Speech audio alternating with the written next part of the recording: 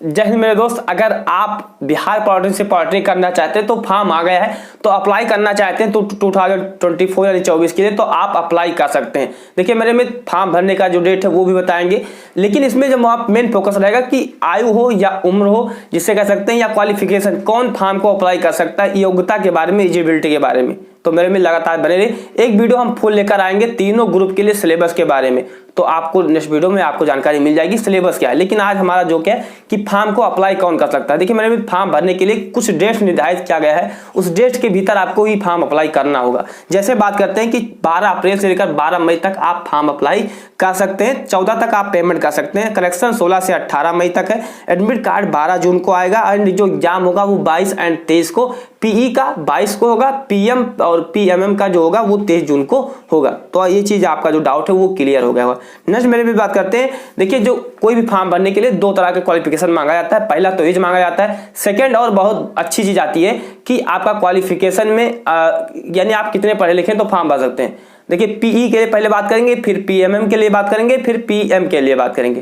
तो देखिए पीई क्या होता है, पॉलिटेक्निक इंजीनियरिंग, यानी मेरे मित्र अगर आप सिविल से, इलेक्ट्रिकल से, इलेक्ट्रॉनिक्स से, मैकेनिकल से अगर आप पॉलिटेक्निक करना चाहते हैं या कंप्यूटर साइंस से करना चाहते हैं तो आपको पीई ग्रुप से फॉर्म अप्लाई करना पड़ेगा।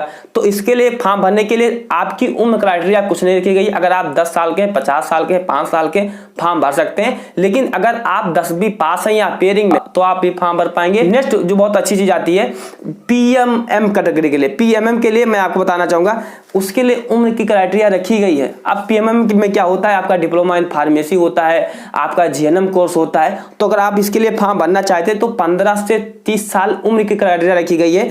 वहीं आप 10वीं पास होना चाहिए। जी हाँ मेरे मित्र, आप 10वीं पास होना चाहिए और 35% मांगा जाता है, 40% तो वो बच्चे आ जाते हैं। साथ में साइंस एंड इंग्लिश सब्जेक्ट आपके 10वीं में होना कंपलसरी, यानी कि विज्ञान और अंग्रेजी सब्जेक्ट होना कंपलसरी है। तो ये आपका जो डाउट है क्लियर पीएम कैटेगरी वालों के लिए। तो इसके अंतर्गत आप जीएनएम करते हैं। देखिए जीएनएम जो होता है वो ओनली फीमेल ही कर सकते हैं, मेल बच्चे यानी कि जो लड़के होते हैं नहीं कर सकते, सिर्फ गर्ल्स कर सकती है। ये आपका जो डाउट है वो क्लियर होना चाहिए कि जो जीएनएम है वो सिर्फ गर्ल्स ही कर पाएंगी। नेक्स्ट इसके लिए उम्र की जो क्राइटेरिया रखी है 17 से 35 रखी गई है, यानी अगर आप 16 साल के हैं, 36 साल के हैं तो फॉर्म नहीं अप्लाई कर सकते हैं। कुछ कैटेगरी के लिए छूट भी यहाँ पर मिला है, एससी, एसटी एंड ओबीसी के लिए।